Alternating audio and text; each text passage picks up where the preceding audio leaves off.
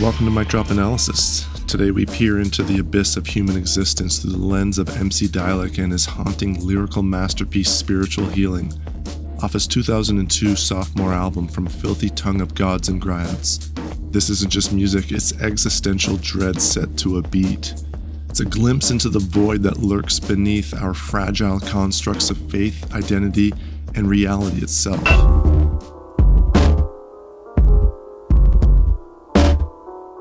Our journey begins with a hypnotic refrain. My God, the black God, who you pray to? My God, the brown God, who you pray to? My God, the white God. This refrain isn't merely about deities mirroring our racial diversity. It's an invocation of cosmic terror that questions the very fabric of reality. Each iteration of the question shatters our perception of a singular, cohesive universe, suggesting instead the existence of multiple possible contradictory realities, each governed by a different god. This repetition acts like a mantra that destabilizes our sense of certainty, implying that the act of choosing a deity is tantamount to selecting which reality we want to subscribe to. This existential dread underscores the futility of seeking ultimate truth in a universe where all truths are relative and potentially illusory, inviting us to confront the abyss of our own beliefs and the void that lies beyond them.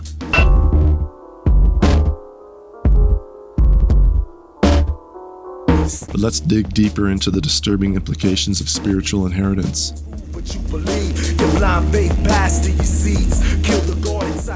This invites us to reconsider faith not as a benign tradition, but as an insidious mental parasite.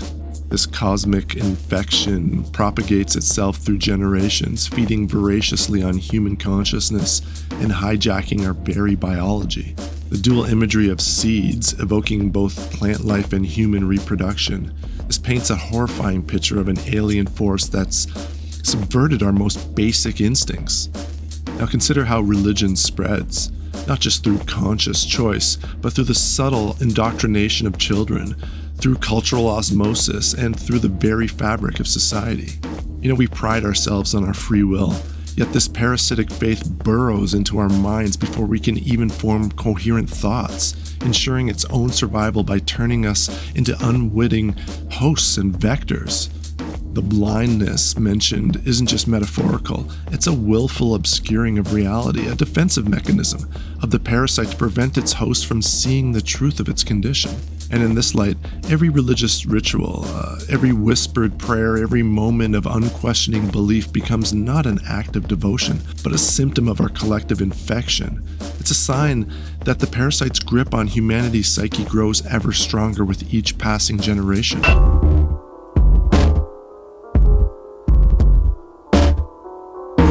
This parasitic faith demands sacrifices, and the artist's lyrics cut deep into society's hypocritical core.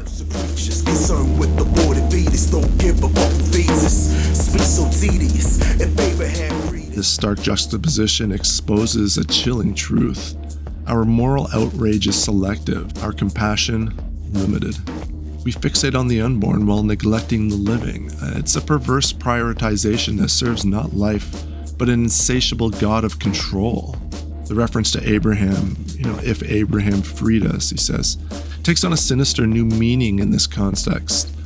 It evokes a terrifying specter of child sacrifice that lurks in the shadows of our most revered religious narratives. Are we as a society constantly on the verge of sacrificing our children, literally or metaphorically, to appease our capricious deities? The answer, whispered in the spaces between the beats, is a resounding, and I'll say it, horrifying yes. We're all potential Isaacs laid upon the altar of a God that demands proof of faith through the destruction of what we hold most dear. Our children's futures, their education, their mental health, their very lives. They're all fair game in this cosmic game of appeasement. The true horror lies not in the act of the sacrifice itself, but in our willingness, even our eagerness, to offer up these sacrifices, all while maintaining a veneer of moral superiority.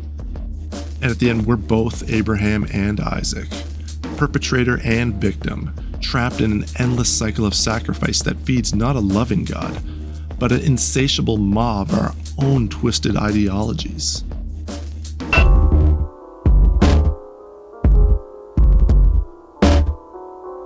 But perhaps the most terrifying aspect is the suggestion of eternal recurrence, a nightmarish cycle from which humanity cannot escape. Dalek draws a chilling line from ancient slavery to modern oppression.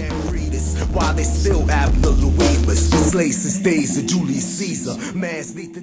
And this isn't mere historical commentary, it's a damning indictment of our supposed progress. We're not advancing, we're caught in a hellish loop, doomed to repeat the same atrocities forever.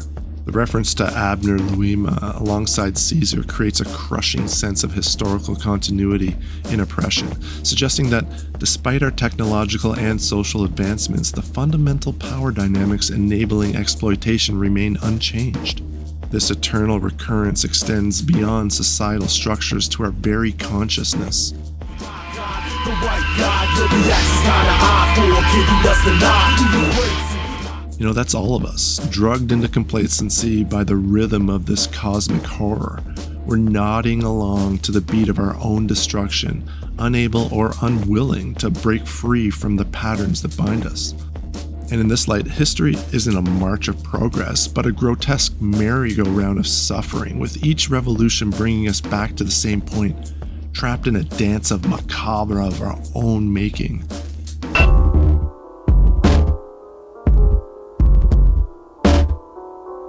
Dalek's wordplay transcends mere cleverness, evolving into a form of linguistic black magic that weaves a tapestry of cosmic dread.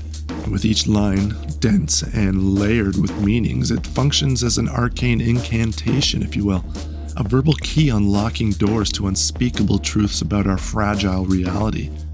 Consider the following phrase.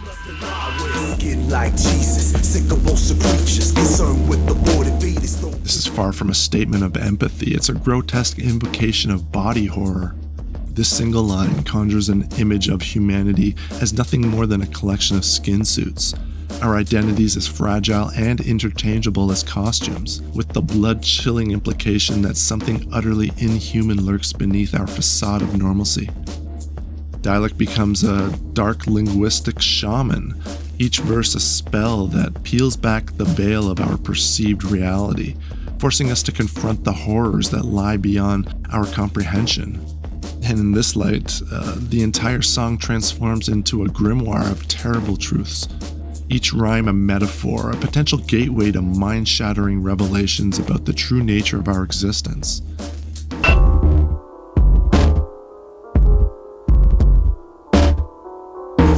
In conclusion, this song is more than music. It's a Lovecraftian hymn. It's a glimpse into the abyss of human existence, suggesting that our religions, our social structures, even our identities are flimsy veils over an incomprehensible, possibly malevolent universe. Dalek is not just a lyricist, but a spirit guiding us through the circles of hell of our own making.